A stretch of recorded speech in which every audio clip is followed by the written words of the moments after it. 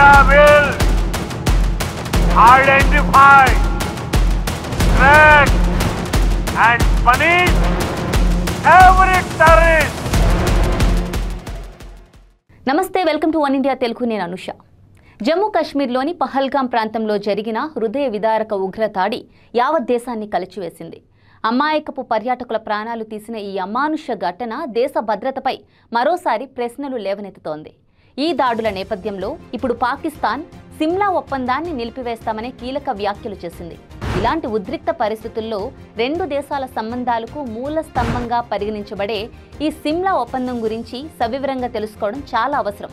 అసలేమిటి సిమ్లా ఒప్పందం తెలుసుకుందాం ఈ వీడియోలో.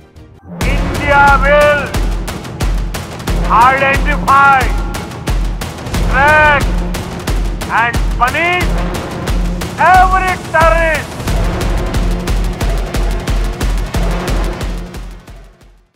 ఇక సిమ్లా ఒప్పందం అనేది దాయాది దేశాలైన భారత్, పాకిస్తాన్ల మధ్య శాంతి, స్నేహం, ఇంకా ఒకరికొకరు సహకారాన్ని పెంపొందించుకోవడానికి 1972లో చేసుకున్న ఒక చారిత్రక ఒప్పందం. 1971 యుద్ధం తర్వాత నెలకొన్న పరిస్థితులను చక్కదిద్దడానికి, అలాగే భవిష్యత్తులో రెండు దేశాల మధ్య వివాదాలను సామరస్యంగా పరిష్కరించుకోవడానికి ఈ ఒప్పందం దోహదపడుతుందన్నమాట. ఒప్పంద నేపథ్యం గురించి ఒక్కసారి తెలుసుకునే ప్రయత్నం చేస్తే 1971లో తూర్పు పాకిస్తాన్ విడిపోయి బంగ్లాదేశ్గా ఆవిర్భవించడానికి దారితీసిన యుద్ధంలో భారత్ విజయం సాధించింది. ఆ యుద్ధం తర్వాత వేలాది మంది పాకిస్తానీ యుద్ధ ఖైదీలు భారత్ అదుపులో ఉన్నారు.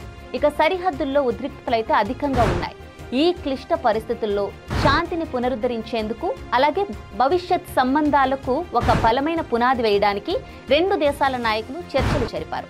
ఇక అప్పటి భారత ప్రధాని ఇందిరాగాంధీ, అలాగే అప్పటి పాకిస్తాన్ అధ్యక్షుడు జుల్ఫికర్ అలీ భుట్టో మధ్య హిమాచల్ ప్రదేశ్ రాజధాని సిమ్లాలో జరిగిన చర్చల ఫలితంగా 1972 జూలై 2న ఈ ఒప్పందం కుదిరింది. అందుకే దీనిని సిమ్లా ఒప్పందం అని పిలుస్తారు. India will identify, track and punish every terrorist.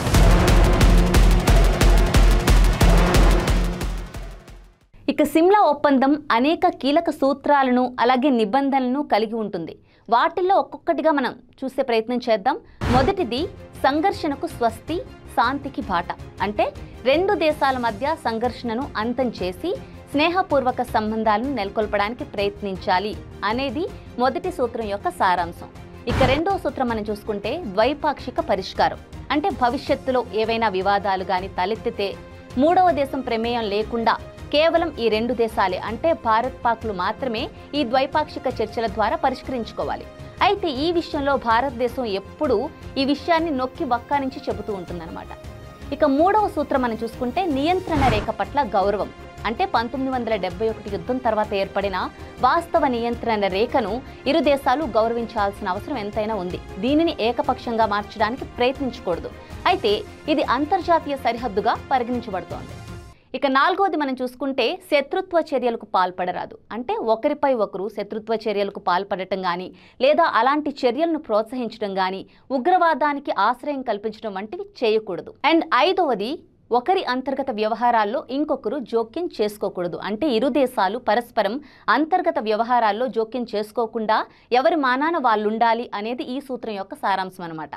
India will identify, track and punish every terrorist.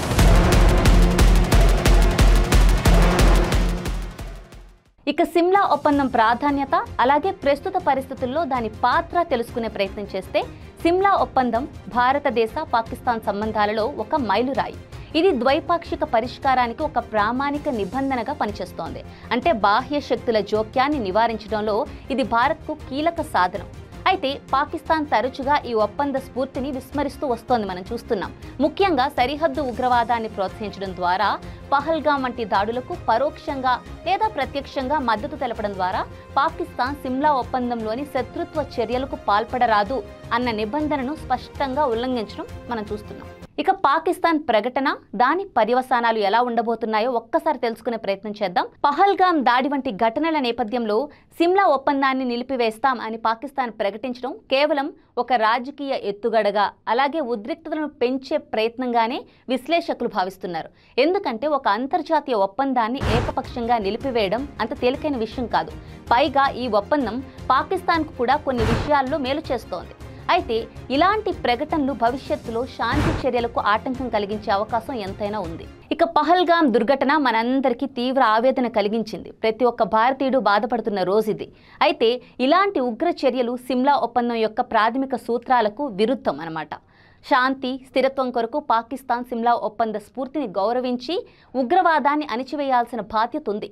అయితే చరిత్ర నుంచి గుణపాఠాలు నేర్చుకొని సిమ్లా ఒప్పందం నిర్దేశించిన మార్గంలో ముందుకు సాగడమే ఇరు దేశాలకు, ముఖ్యంగా ప్రాంతీయ శాంతికి శ్రేయస్కరం. ఉగ్రవాద నిర్మూలన, ద్వైపాక్షిక చర్చల ద్వారానే శాశ్వత శాంతి సాధ్యమని ఈ పరిస్థితులు మరోసారి మనకు గుర్తు చేస్తున్నాయి. India will identify, track and punish every